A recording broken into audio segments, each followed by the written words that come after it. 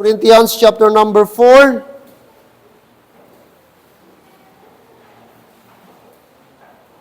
We're going to read verse 1 until verse number 5.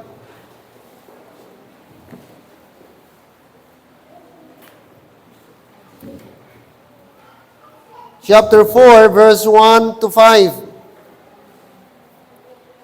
2 Corinthians chapter 4, verses 1 to 5. All right. Let's read these first 5 verses, please. Chapter number 4. Chapter 4, all right? Let's read all together, beginning verse 1. Read.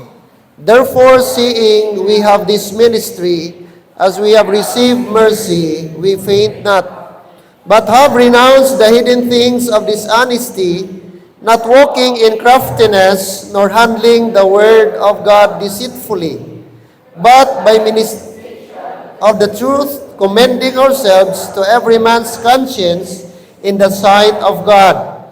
But if our gospel be hid, it is hid to them that are lost, in whom the God of this world hath blinded the minds of them which believe not, lest the light of the glorious gospel of Christ, who is the image of God, should shine unto them.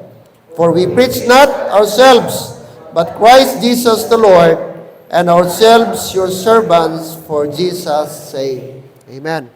Let's come to the Lord in prayer. Father, we thank you, we praise you for this fair weather that you have given to us, allowing us to be here, and once again, we can meditate, we can ponder thy word. It's my prayer that you would speak to our hearts this afternoon. Thank you for the privilege that we have a visiting missionary in the person of Ma'am Liberty.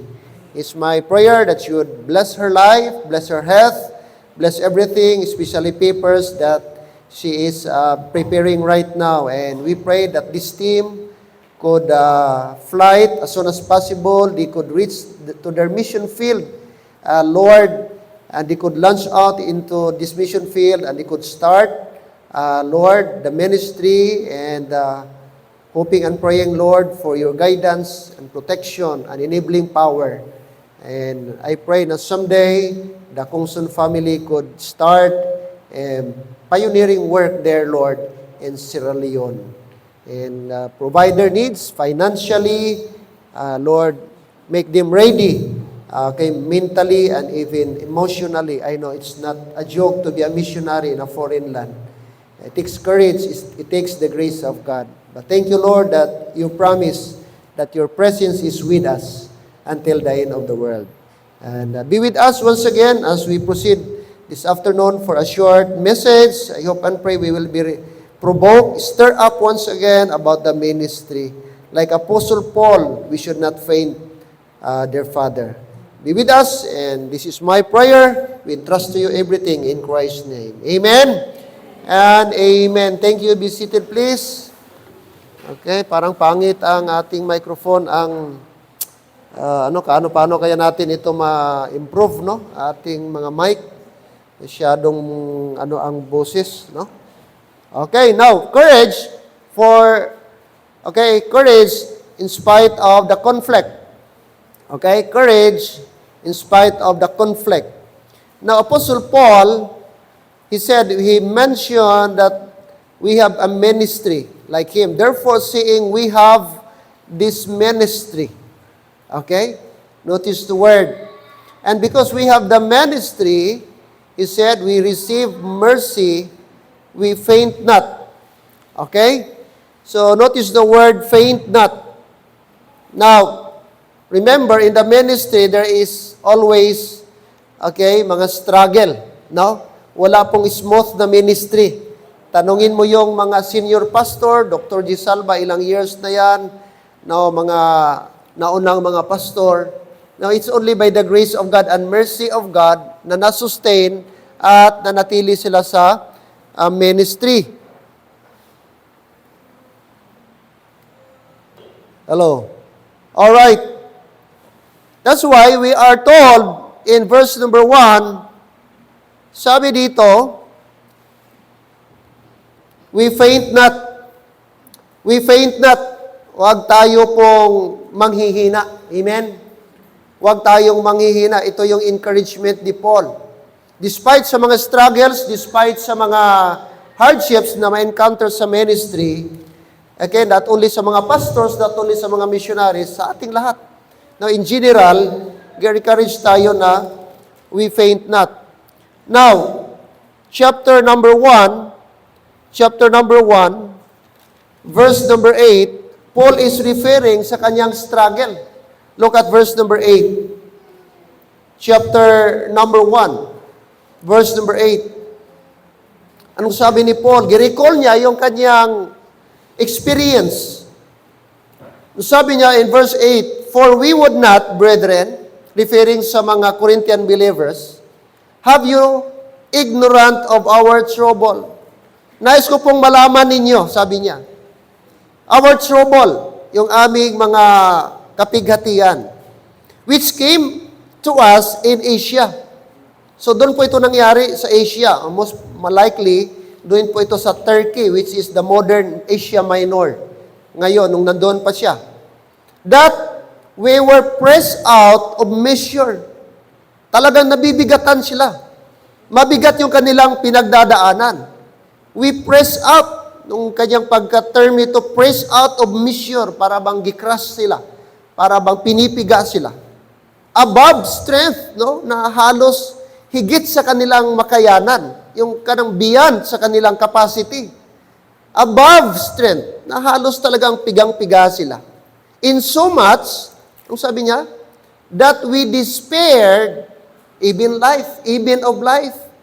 Na halos po daw sila ay nawala na ng pag-asa maging sa buhay. No, inisip ni Paul na halos mamatay na sila doon sa moment na yon, na talagang very serious, talagang napakabigat na sitwasyon nandun sila sa Asia. So siguro parang muntik na siyang mamatay. As we all know, kung basahin mo yung epistle ni Paul, binato sila, gi-stone sila, gi-stripe sila, nilatigo sila. Many times, he were imprisoned. In fact, the book of Ephesians, sabi niya, perils in the water, perils in the robbers, perils in the cities. No? Many times, in waters, no? In deep, in weariness, sabi niya, in nakedness, in hunger and thirst. May mga moment, wala silang kain-kain. May mga moment, wala siyang tulog. Kasi palutang-lutang, kasi nasiprik, nakapsize yung kanilang sinakyan. So maybe he was recalling sa experience niya na grabing pinagdaanan. Kung tingnan niyo po yung na-stranded sila sa Miletus, okay, yung pumunta na sila, doon sana sa Rome, tapos biglang bumagyo ng malakas, Euroclydon, tapos nawasak yung barko, and then akala ng mga guard na nakatakas na yun silang mga priso, kasi dadalhin sila doon. Sabi nila ng Roman soldier, pagpapatayin na lang natin ito sila, kaysa makatakas ito. Sabi ni Paul, wala. Inta kami lahat. Andito kami. So, na-stranded sa isang island, tawag Milita, na kung saan doon ay nagkaroon sila ng opportunity na ma-encounter yung chieftain doon. At na-convert pa doon, mga kapatid. Kasi habang nagkuha sila nag-bonfire sila, nagkuha si Paul ng bigkis ng kahoy para panggatong doon, biglang merong viper na nakapulupot doon sa yung kahoy kinuha niya, tapos nakagat siya. Sabi ng mga tao, tingnan natin, kung nakatakas siya sila sa dagat, I doubt kung makatakas sila sa binumos. Kasi viper, binumos na snake. Sabi, bubula na yung kanyang bibig, maya-maya. Pero nakita niya, pinagpag lang ni Paul, tapos doon nahulog sa, sabi na, pambihira, anong power kaya ito? Ano ito? So, in short, na-convert po sila, gipagaling po niya yung chieftain doon na nagkasakit ng fever, pinuntahan niya, tapos gi-pro-over niya, mga kapatid, gumaling, and that's the time, turning point na na-convert po sila. Okay? Kaya ang daming pinagdaanan si Paul. Kaya dito po sa chapter 4, ang kanyang encouragement sa ating lahat, faint not. Amen? Faint not, our response should faint not. Look again, verse number 8. Ano sabi ni Paul? We are troubled. We are troubled on every side. Alright? What else? Yet, not distressed. We are perplexed. Nalilito. No? Nalilito siya, nakukonfuse. But ngunit, no? But not in despair. Oh? In despair, hindi po nawala ng pag-asa, mga kapatid. That's why na sinabi po dito sa chapter 5, verse number 8. Okay?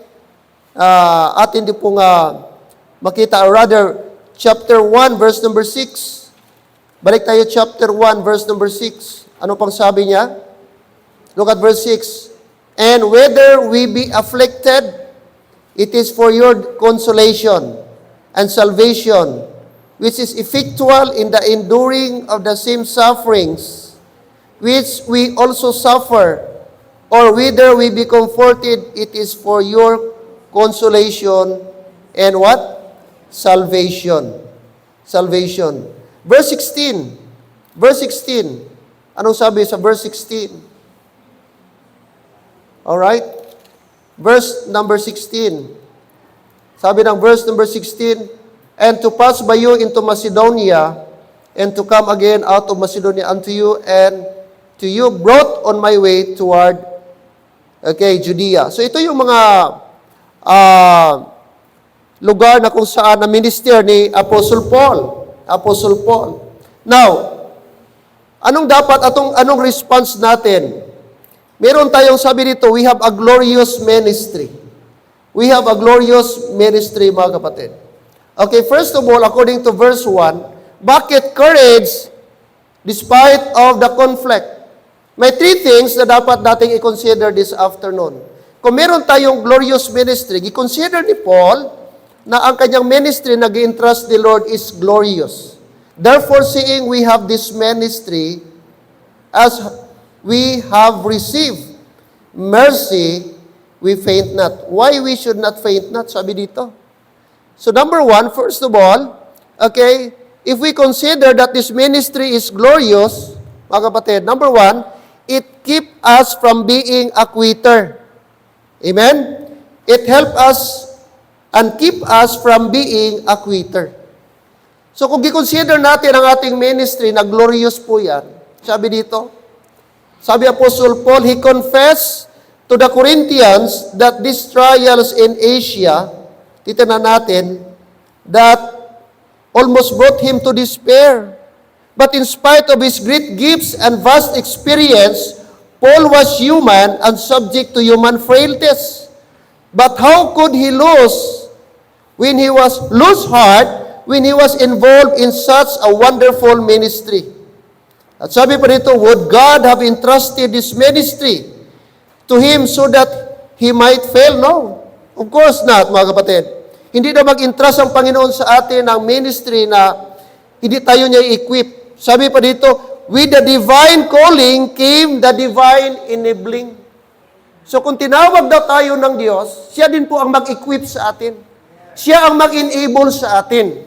Kaya nga, nung gitawag ng Panginoon, ng Diyos, si Moses pabalik doon sa Egypt para iligtas, i-deliver yung mga tao, yung mga Israelite from the Egyptian bondage.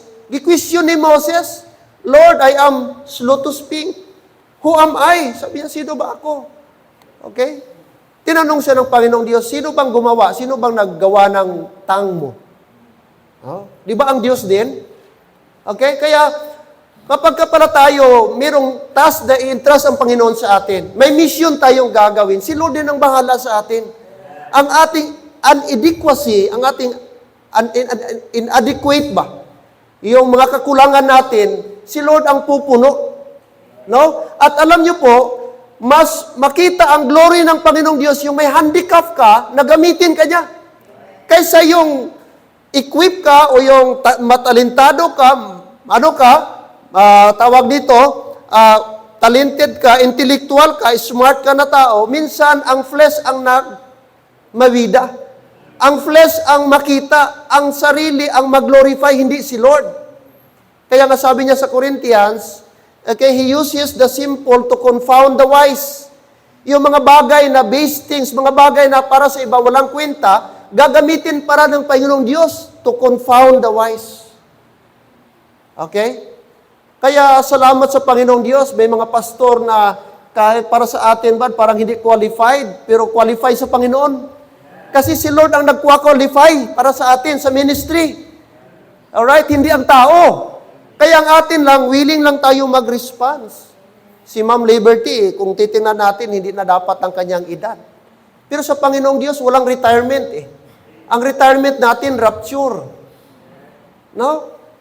Kaya si Paul dito mga kapatid, sabi niya, kung mayroong mang dahilan na dapat tayo, o manghina, si Paul, siya na dapat, will experience siya, veteran na siya na missionary. But here, ating makita na, nanghinaan din siya ng loob. But praise the Lord, sabi niya, we faint not. Kung mayroong mang tao dapat na mag-faint, wala namang iba si Apostle Paul. Pero what did he say? What did he mention, mga kapatid, in Acts chapter 20, verse 24? I like this verse, no? Balikan lang natin itong Pero, anong declaration ni Paul? Anong pronouncement ni Paul? I like this statement, sabi niya. Alright? Despite sa kanyang mga experiences. This morning, our message is all about continue daw. Amen? Kaya sabi ni Paul dito, Acts 20, verse 24. Look at verse 24. He said, but none of these things move me. Neither count I my life dear unto myself, so that I might finish my course with joy. And the ministry, and the ministry which I have received of the Lord Jesus, to testify the gospel of the grace of God.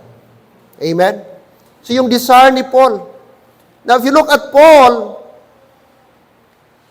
siya yung apostle na grabe yung pinagdaanan. No, mga trials. Verse 19, serving the Lord with all humility of mind, with many tears. So di na mabilang ni Paul, ilang beses siya umiyak. No? Ano pa? Temptation. Literal po ito na tears, hindi po ito figurative. Literal na talaga. May mga struggles si Paul. Many tears. Ito yung mga experiences niya. Temptations, which befell me by the lying in wait of the Jews. Gusto siyang patayin several times ng mga Jews. May times na doon siya sa third floor, hindi na siya makababa kasi naghihintay yung mga taong gusto siyang patayin sa baba. Ang ginawa ng mga brethren, kumuha sila ng basket, nilagyan ng lubid, nilagay sa wall, tapos dahan-dahan nilang binaba doon sa kabilang side. Kasi pag doon siya dadaan sa baba, papatayin si Paul, kaya nilagay nila doon sa wall. Kaya ang tawag sa kanilang mga rope holders, dahan-dahan nilang binaba. Sinakay nila si Paul sa basket. Oh. Ganun katindi ang life. Maraming galit kay Paul kasi na-Christian siya, kasi Judaism siya dati. Kaya sabi niya, many tears. But praise the Lord, despite of all those things, sabi niya sa 24, but none of these things move me. Meaning, not despair could hinder Paul. Not discomfort could hinder Paul. Not even death could stop Paul from serving the Lord. None of these things move me. Hello, amen? So Christians, don't quit. Faint not. No? Like Apostle Paul. Merong isang Methodist preacher, nagsulat siya sa isang Scottish na preacher din. Sabi niya, gusto ko nang mag-quit sa ministry. Ganito, kasi ang daming problema. May problema ako sa family ko, may problema pa sa church, di ko na ma-handle. It's too much, it's too heavy. Sabi niya, I quit as being a preacher. Okay, I'm done. Sabi niya, sinulatan siya ng isang preacher din. Don't you know, mag-quit ka? Di mo alam na ang mga angel sa langit na iinggit sa atin dito sa lupa. Kasi may privilege tayo na hindi ma-enjoy ng angels. Meron tayong rewards na para lang sa atin, na walang rewards sa mga angels, sa atin lang. Hello, amen? Kaya huwag kang mag-quit, sabi niya. Huwag kang mag-quit. Patuloy ka. Alam mo, pag nag-quit ka, na kapatid, Christians, pag mag-quit ka, instead madala mo yung mga loved ones mo, hindi na. Kasi wala na silang makikita. At remember, pag nag-quit ka, may mga taong maapektuhan. Tatay, pag nag-quit ka, asawa mo, maapektuhan yan. Anak mo, maapektuhan yan kung gasimba sila dito, family kayo. Kasi may somebody nag-look up sa'yo. May mga somebody na nagatingin sa atin. Kaya pag nag-quit ka, hindi lang ikaw ang, Brad, ang victim ni Satan, pati ang family mo at yung mga taong nakasurround sa inyo. Kaya before ka mag-quit, Brad, alalahanin mo, ako lang ba? How about other people? Amen? Kaya don't quit. No? Despite sa conflict, despite sa mga discouraging trial sa buhay natin, sabi ni Paul, faint not. Kung meron tayong glorious gospel na ating iniisip, sabi ni Paul, it will keep us from being a quitter. Hello, amen? Being a quitter. Not only that, ating makita, let's go back to our text. 2 Corinthians chapter 4. Chapter 4, look at verse 2. But have renounced the hidden things of dishonesty, not walking in craftiness, nor handling the word of God deceitfully, but by manifestation of the truth, commending ourselves to every man's conscience in the sight of God. Number 2, if we have a glorious gospel, mga kapatid, it keep us from being a quitter. Number 2, it keep us from being a deceiver. Are you with me? Si Paul, sabi niya, I renounce the hidden things of dishonesty. Itinakwil ko ang mga bagay na hindi pagkamatapat. So iwasan natin itong dishonesty, mga kapatid. And don't you know, even may mga pastors na dishonest. Especially money matters sa church. Maraming mga pastors na involved sa mga financial,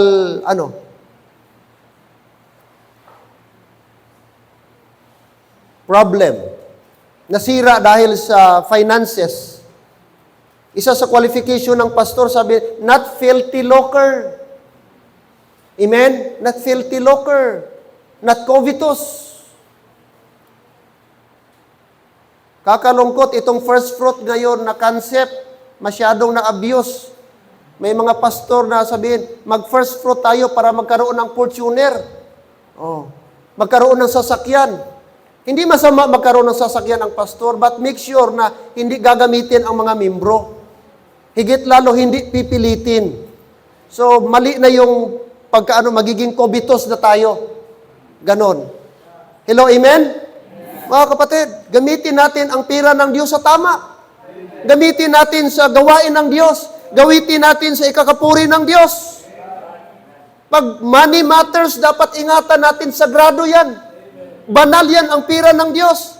Kahit single centavo yan. Are you with me? Kaya mga members, huwag kayong magalit kung hingan ko kayo ng resibo.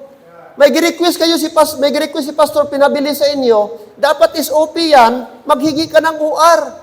Protection natin yan, at saka ma-account natin saan pumunta ang pira natin. Kaya dapat hindi ka ma-offend kung tanungin ka saan ang resibo nito. Grabe si pastor, diskumpiyado. Gasolina, 200, pangayuan pa resibo? Of course! Dapat matuwag ako ng pastor stricto sa resibo. That speaks about transparency and honesty. Gusto ka, pastor? Gusto ka simbahan di honest sa financial records? Amen, members? Kasi maganda, at least alam natin, at protection yan sa atin na hindi tayo matempt, mga kapatid. Si Paul, anong sabi niya? I renounce. Pag sinabing renounce, give up, surrender, gitakwil. I renounce the hidden things of dishonesty. Dishonesty. Ano pa? Sabi niya, not walking in craftiness. Ano yung craftiness? Yung pagiging tuso ba? Yung Minaro style. Not walking in craftiness. Ano pa? Nor handling the word of God deceitfully. Ginagamit ang Word of God na panlid lang. No? Deceitfully. Alright? That means, mga kapatid, ating makita dito, Paul was certainly alluding to the Judaizers when he wrote these words. Many false teachers today claim to be based their doctrine on the Word of God, but false teachers handle God's Word in deceptive ways. And you can prove anything by the Bible. No? Anong sabi ng Bible, mga kapatid? Ating makita natin si Paul dito. Paul had nothing to hide, either in his personal life or in his preaching of the Word. Everything was open and honest. There was no deception or distortion of the Word. See? Si Paul, honest siya. Very open siya sa kaniyang sarili. Wala kang pwedeng maikot siya, wala kang pwedeng maiano sa kanya. Kasi very transparent siya. Sabi niya, hindi ko kayo nilinlang. Wala akong kinuhang something sa inyo. Wala akong bagay na itinago sa inyo.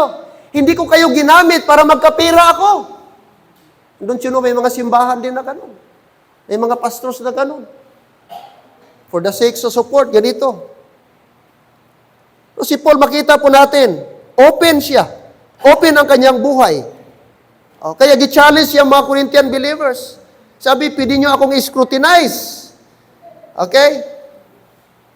Ang aking buhay. Alright? So, dapat gano'n din ang ating buhay. No? Maging transparent tayo, mga kapatid. What else ating makita dito? The Judaizers were guilty of twisting the scriptures to fit their own preconceived interpretations. And ignorant people were willing to follow them. But Paul was such a faithful teacher of the word. Then there were false teachers successful in winning converts because the mind of this lost sinner is blinded by Satan.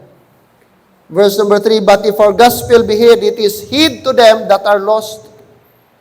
Sino ang nag-hid sa kanila? Verse number 4, in whom the God of this world hath blinded, that is Satan, the minds of them which believe not, lest the light of the glorious gospel of Christ, who is the image of God, should shine, what? Unto them. So dapat i-share natin yung gospel. Kasi pag di natin na-share, parang naitago din natin.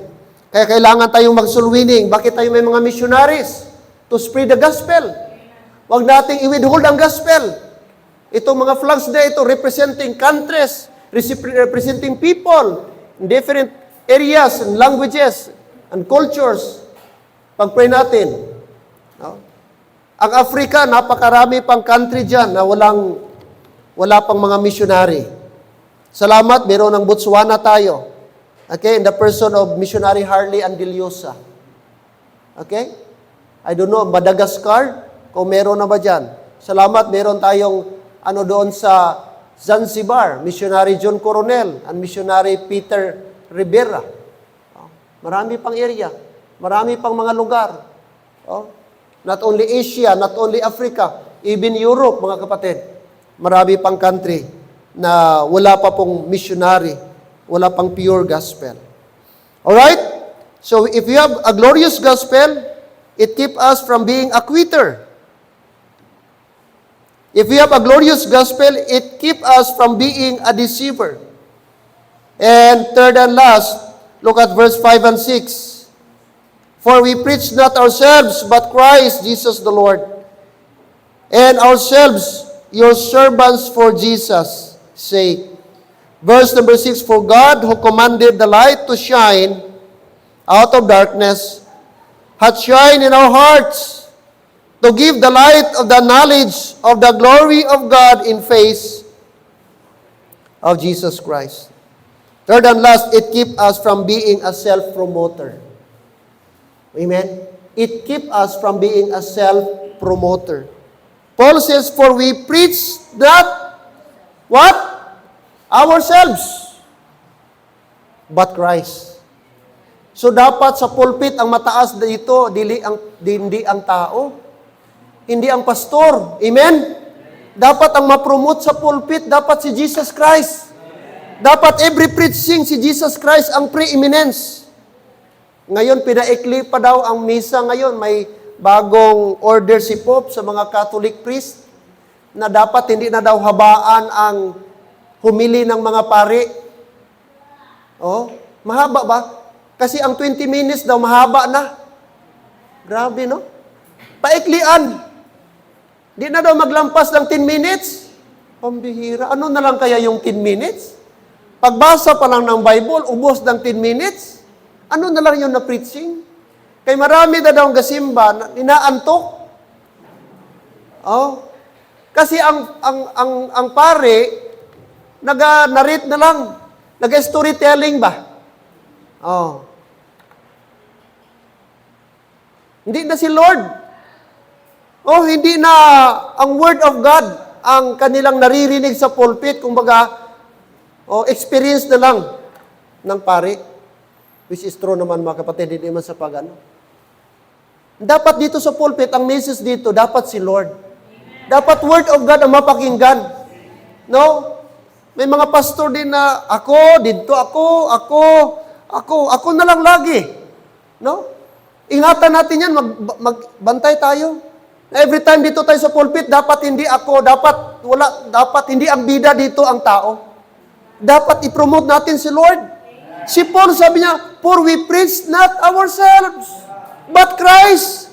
So si Lord ang kanyang priority. Si Lord ang nakikita. Si Lord ang ini-exalt ni Paul, hindi siya. Anong sabi ni John? I must decrease, He must increase. Sino ang i-increase natin? Si Lord. Christians, members, sa business mo, dapat ang mataas si Lord. Kung giveless ka, praise the Lord. Pero dapat ang i-promote mo sa Panginoon. May mag-pray sa'yo one day, wow, okay ng business mo, Brad. Okay ng business mo, sis. Siyempre, madiskarte mo. Talented mo. Oh? Creative ni. Oh, dapat hindi ganon. Praise the Lord, glory to God. Ay, hindi yan ako. Si Lord yan. No, si Lord yan. Dahil kay Lord yan. Ang ating wisdom galing kay Lord yan. No? Gi-impress lang ni Lord. Maybe nagkaroon ka ng idea, but in reality, kay Lord yan na idea. Oh. Sa business mo, dapat ma-promote si Lord. Sa career mo, dapat si Lord ma-promote. Hello, amen? Oo, mga kapatid.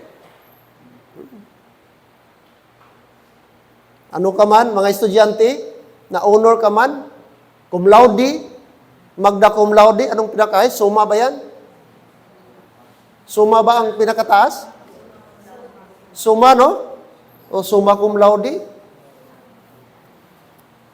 Praise the Lord. Hello, amen? Pasalamatan mo si Lord. Na dahil kay Lord yan, naabot mo yung bagay na yan. Huwag mong itaas mo sarili mo. Salamat kay Paul. Andan yung humility kay Paul. No? Let this mind, sabi niya, let this mind be in you, which was also in Christ. What is that mind? What is that kind of mind? The mind of humility. Oh. Anong ibig sabihin ng humility? Teacher ka, principal ka, magwalis ako para sabihin nila ako na humble ako. Oh. Engineer ka, magdilig ako ng bulaklak para sabihin nila humble ako. Ay, hindi yan humble. Hindi yan humility. Ang humility, don't you know, nung nasave tayo, meron tayong spiritual blessing. Nilagay na tayo seated with Christ. Nandun na tayo sa taas. Anak na tayo ng Diyos, tagalangit na tayo. Pero bakit? Kailangan ka magwalis. Nagpababa ka, mga kapatid, kasi mahal mo ang Panginoong Diyos. Nagwalis ka dahil mahal mo ang Panginoon. Hindi para magpa-impress. Si Jesus Christ, sabi ng Bible sa Philippians, mga kapatid, He is God. He took the form of a man and became a servant. Pero bakit, mga kapatid? Nakita natin yung humility niya. No? So doon, klase na humility ang ating makita. Si Paul is a very humble person. In fact, marami siyang letter dito, mga kapatid. That's why he said, for we preach not ourselves, but Christ Jesus the Lord. Amen? Oh, napakaganda na dapat sa ating mga ginagawa, dapat natataas natin si Lord. No, inaangat natin ang Panginoong Diyos. Iwasan natin, mga kapatid, ang magiging self-promoter. Self-promoter. May danger po yan. Ano mang naabot sa ministry, always acknowledge the Lord. No? I-acknowledge natin na may greater, may supreme sa atin.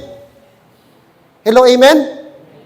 Ano man, ang ating wisdom wala. Meron tayong creator, ang Panginoong Diyos. Siya ang mas taas. That's why siya ang ating kilalanin. No? Gaano ka man ka-bright, ka-intellectual, ka-skillful, mas i-acknowledge natin na mas may labaw sa atin. And that is God. Hello, amen? Always acknowledge the Lord. For God, who commanded the light to shine out of darkness, hath shined in our hearts to give the light of the knowledge of the glory of God in the face of Jesus Christ. We preach not ourselves. The Judaizers enjoyed preaching about themselves and glorying in their achievements. They were not servants who tried to help people. They were dictators who exploited people. Paul was certainly a man who practiced genuine humility.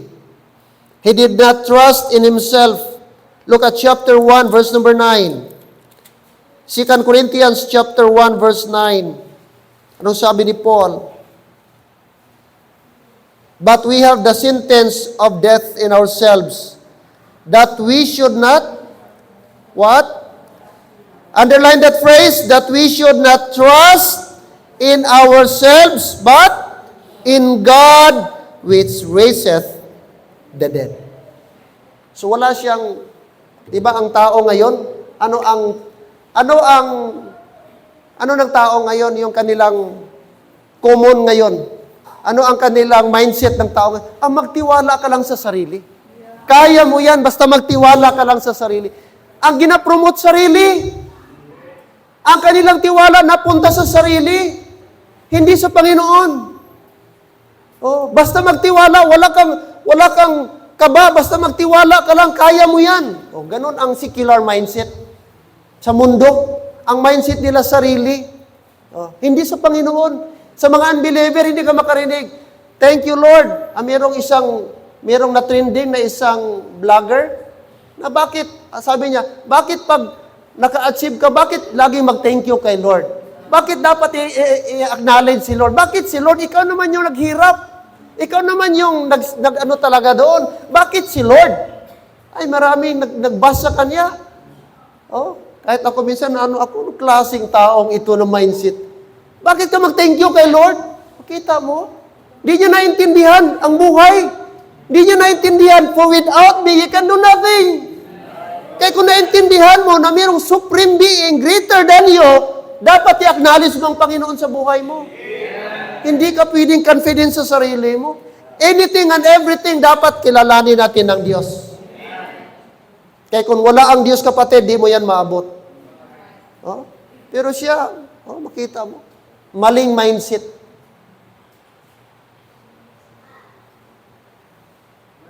Hello, amen? Paul, sabi niya, we trust not ourselves. But sabi niya, we should not trust in ourselves, but in God which raiseth the dead. No? Napakaganda kay Paul, kaya always acknowledge niya ang Panginoong Diyos, mga kapatid. Alright? Another verse na ating makita. Chapter 3. Alright, before we close. Sabi niya dito, mga kapatid, 2 Corinthians chapter 3. Look at verse 1. Do we begin again to commend ourselves, or need we, as some others, epistles, commendation to you, or letters of commendation from you? Ye are our epistle, written in our hearts, known and read of all men. For as much as ye are manifestly declared to be the epistle of Christ, ministered by us, written, not with ink, but within the Spirit of the living God, not in tables of stone, but in fleshly tables of the heart. And such trust we through, take note, and such trust have we through Christ to Godward. Not that we are sufficient of ourselves, to think anything as ourselves, but our sufficiency is what? Of God. Oh. Di tayo na sufficient na tayo. Huwag tayong mag-isip, mga kapatid, na ang ating sarili is masyado na tayong angat or may alam or what, no? Na ang temptation, ang danger doon, okay? Sa sarili ka na mag-rely, hindi na sa Panginoon. Our sufficiency is in the Lord. Kaya mas maganda yung taong hindi masyadong knowledgeable, kay marunong mag-acknowledge kay Lord. Kaya pagka ang tao gani puno na ng alam, delikado yan. Hello, amen? Kung kabalo na katanan, balaan ko na na. Ay, hindi na ko paghambali, kay balaan ko na na. Gani. Oh, hindi ko pagtudlo Oh, kaya tanan na balaan niya. Oh, budlay ng tao, damo na balaan. No? Kaya di na matudluan, di na maistoryahan. Oh, so, mas dami na lang ning kulang pata. Kaya kanang tubig daw ini, oh, pag puno na ni, di mo na kaya dugangan. Pag puno na. Hello, amen? Di mo kaya i-refill kung puno na. So, para ma-refill ni, dapat buhinan. Hello? Oh. So, di ta magpatama ka puno. Amen? Okay, kung sobrang nga tao puno na, wow. Delikado na. Alright? Delikado ng taong puno. Lantawa ng taong puno sa bino. Ay na. Bidyukihan, di na magpaagaw, di na magpahulam mangakig na pag agawon mo ang tawag sina. Microphone, away na. Mag-inaaway ka mo. Yan, puno na. Oh. Nga ginaway ng mga tao kay puno sa tikan. Oh. Nami nang iimti na aton kaugaligon. Alright? Kag aton buslan sang kaalam halin sa Dios. Amen. Let's pray. Father in heaven, we thank you sa short meditation, short message, Lord, about Apostle Paul. Thank you for his life. He became our example. Thank you that his life is our pattern about honesty, about transparency. He can, Lord, make an eye to anyone, to anybody, sapagkat wala siyang taong niloko, wala siyang taong nilamangan, wala siyang taong, Panginoong Diyos, na gitik advantage. Salamat, he is a person, Panginoong Diyos, na kung saan very transparent, open ang kanyang life. Same with us as our prayer, na sana ang aming buhay maging transparent. Hindi kami double standard, iba kami sa church, iba kami sa labas. Sana kung ano kami dito, the same ang aming lifestyle, the same ang aming buhay, the same ang aming habit, ang aming attitude sa labas, Panginoon. Bless your people. And I pray also, dear God, na hindi kami maging quitter. Help us to follow the example of Paul. He experienced a lot of trials, struggles, temptations in life. And yet, despite of all these things, he overcome all those things, Lord. And finally, he said, I have fought a good fight. I have finished my course. I have kept the faith. So, sana, Panginoong Diyos, until the last breath of our life, sana nandun kami sa Panginoong Diyos, nandun kami sa front line, nandun kami, Lord, sa battlefield, Lord, combating sa mga affairs of this world. Help your people, mga tatay namin. And Lord, the world today is celebrating a Father's Day. And it's our prayer sa aming mga tatay. Although ang aming Father's Day sa katapusan pa, Panginoon, but we thank you for them. Thank you for their lives and examples, Lord. And I pray also sa aming mga nanay, all of us, mga young people, bless them, Lord. At I pray, Lord, na higit sa lahat, we could avoid self-promotion, self-promoting, self-acclamation, self-exaltation. Wala kaming dapat itaas, Panginoon. Everything and anything sa aming buhay, we are steward, Panginoon. Ano man meron kami ngayon, is not because of us, is not because of our skill, is not because of our knowledge, it is because of your grace. Kaya I pray sa aming mga people, mga members of this church, help us to keep humble. Lord God, na dapat always ka naming i-acknowledge. Always ka itaas namin. It is because of your mercy. Sabi ni Paul, I received this ministry because of the mercy. It is the mercy of God. Nandito siya sa ministry. The same with us, it is the mercy of God ang nag-sustain sa amin, Panginoon. That's why we are so thankful for your grace. We are so thankful for your mercy and favor na always mo, Lord, pinakita sa amin. This afternoon is my prayer. Bless nyo ang mga tao po namin, Panginoong Diyos, na kaming lahat by your grace, dear God, ay makapagpatuloy po sa gawain. Thank you for being a part of this local church. I pray sa mga newly baptized, bless them, Sister Maya, Sister Elsie, Sister Michelle, our young people, our young ladies, that they will grow in the knowledge of God and in the truth. Bless them. I pray for our young people tomorrow that will attend the youth camp in Jensen. I pray na sana hindi lang laro, hindi lang kung ano-ano, Panginoon, ang kanilang makuha doon. Above all, it's my prayer na sana magkaroon sila ng turning point sa life nila as a young people na it's good, it's best, na habang young people pa, mag-serve na sila kay Lord. At ipagamit na nila ang kanilang full potential. Bless them, Lord. Ma-enjoy nila ang 4 days na camp sa Mount Calvary Baptist Church. Ingatan nyo, tulungan nyo kami, Sir J.M., maghatid sa kanila tomorrow. I-preserve nyo ang kanilang health. Sana sa 4 days, walang magkasakit, walang matrangkaso sa kanila, walang anumang physical problem ma-encounter nila doon para ma-enjoy nila ang 4 days camp. Thank you sa mga parents na nag-allow sa kanilang anak na maka-attend this 4 days camp, Panginoon. And looking forward sa pagbalik nila, magiging great blessing sila sa aming church. Maging mainit sila sa pagpapagamit po sa inyo. Let's all stand, and we can come to the altar and pray to the Lord. Makapagpasalamat tayo, can you come this afternoon before we can have a dismiss? Pasalamatan natin si Lord. Lord, thank you for the great salvation. Thank you, Lord, na sa aking buhay, na-remind ako ng aking i-promote, hindi sarili.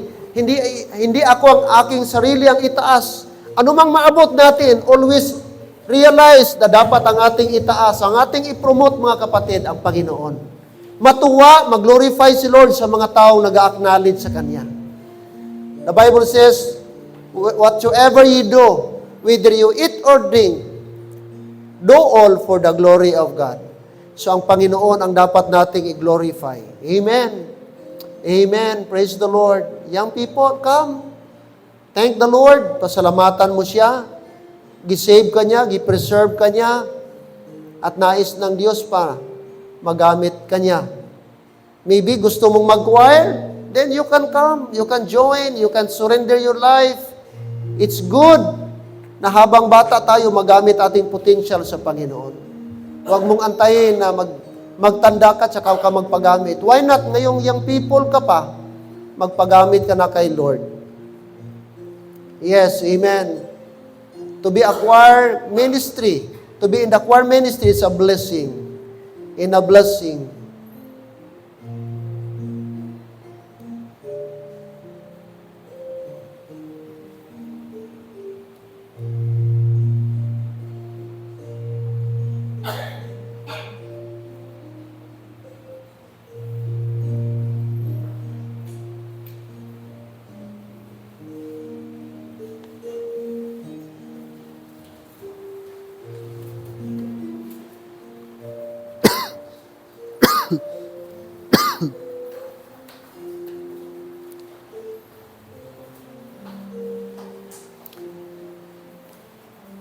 Okay, kung gusto kang mag-join sa choir ministry, remain dito sa altar.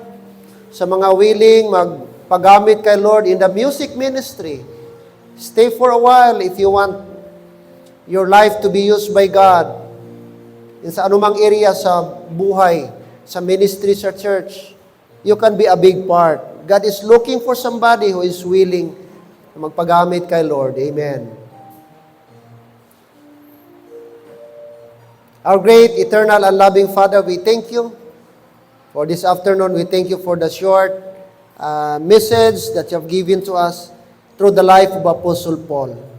And it's my prayer na kahit maiksi lang ito, kami po'y na-remind, Panginoon, ng iyong salita. Maraming salamat. As we dismiss, I hope and pray that the Word of God could really find a special place in our heart. It will lodge in our hearts, Lord, at magiging guiding principle namin ito sa aming buhay. Help us in everything, anumang aspect ng buhay namin, we should be honest. We should be transparent.